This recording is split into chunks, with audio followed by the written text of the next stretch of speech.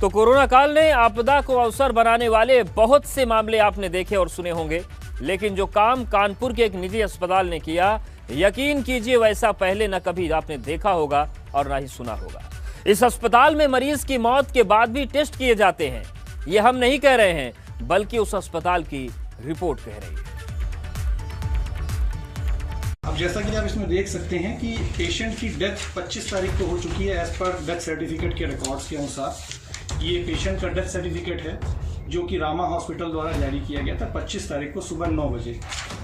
और ये ही उस अस्पताल की रिपोर्ट है जिसमें सर्टिफाइड रिपोर्ट मुझे कंप्यूटर जनरेटेड दी गई है, जिसमें आप ये देख सकते हैं कि सैंपल कलेक्शन टाइमिंग और सीरोलॉजी टेस्ट 26 तारीख की सुबह का है।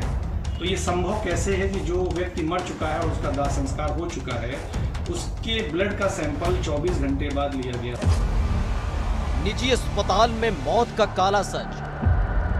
मौत के एक दिन बाद ब्लड सैंपल का टेस्ट। जैसा कि आप इसमें देख सकते हैं, क्या आपने सुना है कि किसी की मौत के 24 घंटे बाद उसका ब्लड टेस्ट किया गया हो? क्या आपने सुना है कि किसी शख्स के अंतिम संस्कार के बाद भी उसका ब्लड सैंपल लिया गया? 25 तारीख को सुबह 9 बजे।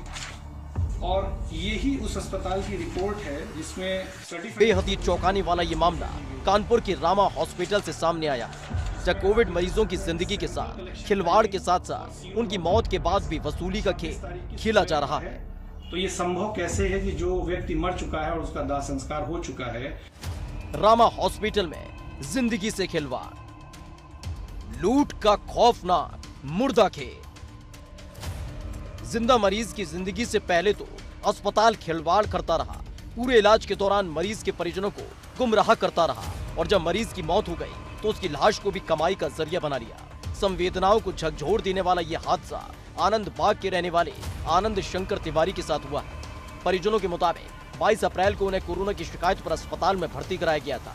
उसके बाद से ही रामा हॉस्पिटल ने अपना खेल शुरू कर दिया था। और आखिरी बात जो मेरी हुई थी उनसे मोबाइल पर, वो 1 बजे हुई थी 23 तारीख को, जिसमें उन्होंने ये सूचना दी कि मुझे यहाँ पे खाना और पानी वगैरह की सुविधाएं नहीं मिल रही हैं। जिसके बाद से उनका फ़ोन लगातार बंद आ रहा था और हम लोग काफ़ी प्रयासरत थे। उसके बाद मैं हॉस्पिटल भी गया 3 बजे, तो मुझे ये बताया गया कि उनको आईसीयू में शिफ्ट कर दिया है और उनकी हालत में सुधार हो रहा है और उनका SpO2 90% आ गया है। यही आश्वासन हमें 24 तारीख को भी दिया गया। 24 तारीख भी हम पूछते रहे कि हमारी पेशेंट की स्थिति क्या है, लेकिन फिर भी एक्चुअल दशा नहीं बताई गई। 25 तारीख को सुबह 9 बजे फोन आता है कि आपके पेशेंट को कार्डियक अरेस्ट हो गया, नहीं रहे। अब जैसा कि आप इसमें देख सकते हैं कि पेशेंट की डेथ, न कोविड पेशेंट को वक्त पर दवाई दी जा रही थी और न ही खाना दिया जा रहा था।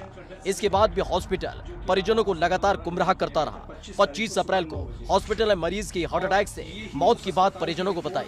परिजनों ने आनंद तिवारी का अंतिम संस्कार भी कर दिया। इसके बाद जब परिजनों ने बैंक और बीमा संबंधी दावों के लिए अस्पताल के इलाज के दस्तावेज मांगे तो चौंकाने वाला मामला सामने आया। परिजनों को अस्पताल की तरफ से जो बिल और रिपोर्ट दी गई, उसमें मौत के एक दिन बाद ब्लड सैंपल लिए जाने की बात दर्ज थी। 22 अप्रैल को कोविड मरीज भर्ती कराया गया। 24 अप्रैल तक अस्पताल हालत ठीक बताता रहा। 25 अप्रैल को कार्डियक अरेस्ट से मरीज की मौत बताई। बैंक और बीमा संबंधी दावों के लिए दस्तावेज मांगे गए। अस्पताल से मिली रिपोर्ट में मृतक के 26 अप्रैल की ब्लड जांच भी शामिल थी। इन दस्तावेजों में लगे रिकॉर्ड्स को देखकर परिजनों के होश उड़ गए। रिकॉर्ड्स में डेथ सर्टिफिकेट के साथ मृतक की मौत के 24 घंटे बाद की ब्लड सैंपल जांच की रिपोर्ट भी शामिल थी, जबकि तब तक मृतक के परिजन उसका अंतिम संस्कार भी कर चुके थे।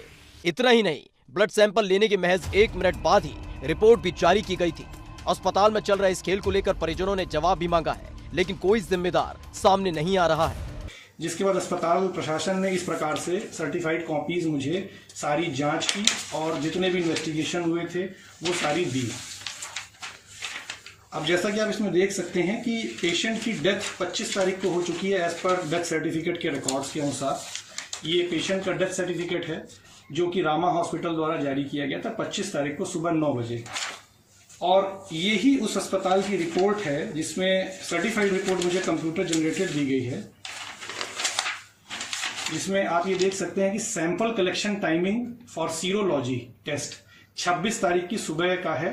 तो ये संभव कैसे है कि जो व्यक्ति मर चुका है और उसका दाह संस्कार हो चुका है, उसके ब्लड का सैंपल 24 घंटे बाद लिया गया हो।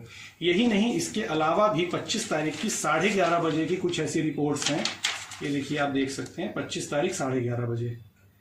इसके अनुसार भी इन्होंने हीमेटोलॉजिस्ट के लिए सैंपल लिया है। अब हॉस्पिटल प्रशासन से मैंने इस बारे में संपर्क किया कि मुझे इस तथ्य से अवगत कराइए कि ऐसा कैसे संभव है।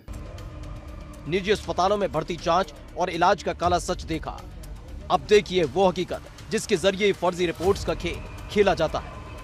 मैं अपने कुर्सी पे बैठ गया, किसी से पैसे नहीं देता। मैं जिसका काम करता हूँ अपने आशा का, तो आशा का अगर काम फर्जी करवाने तो पैसा चाहिए, नहीं फर्जी कराना, बिल्कुल सेम ले आओ, बिल्कुल सही काम करो। मतलब आप फर्जी काम कराए, फर्जी काम करवा दे, काम जो शुरू करवा, फर्जी काम करवा दे भाई। फर्जी करा तो पैसा नहीं, नहीं तो ईमानदारी दो, तुम्हें ईमानदारी से पैसा लो, पता है कोई पैसा नहीं। और तुम पे नहीं करोगे तो हम भी करेंगे, सीधी बात। स्वास्थ्य केंद्र में कोरोना की फर्जी एंटीजन रिपोर्ट कैसे बनती है और कैसे खेल खेला जा रहा है, ये वीडियो पूरी हकीकत बयां कर रहा है।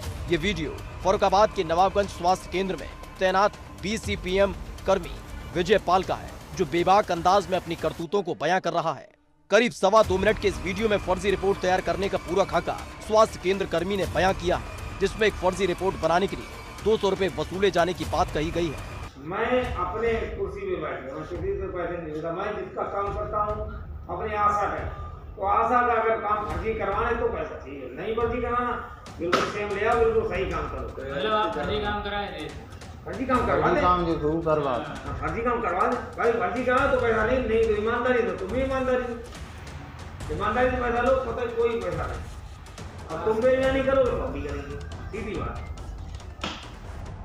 स्वास्थ्य विभाग में फर्जीवाड़े का वीडियो सामने आने के बाद से हड़कंप मचा हुआ है। मामला DM के संज्ञान में भी आ चुका है और जिलाधिकारी ने वीडियो की जांच और कार्रवाई के आदेश दिए हैं। सरकार की तरफ से जो भी जांचें की जा रही है इसमें कोई पता नहीं है, कोई ट्रीटमेंट भी जो हो रहा है उसमें कोई पता नहीं है। नवाबगंज रेमडेसिविर इंजेक्शन जहाँ भी दिए जा रहे हैं वो भी मुफ्त दिए जा रहे हैं। सरकार कोई भी पैसा किसी तरह का नहीं दे रही। नवाबगंज में सर एक वीडियो आया है जो 200 रुपये लेकर एंटीजन जांच कर रहे हैं, पैसा ले रहे हैं। ये मैं दिखवाता हूँ, ऐसी बात है जो नहीं कहा गया।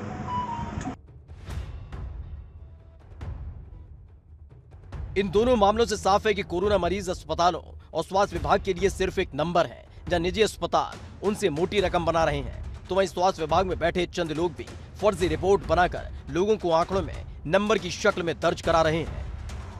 Bureau report ABP Ganga.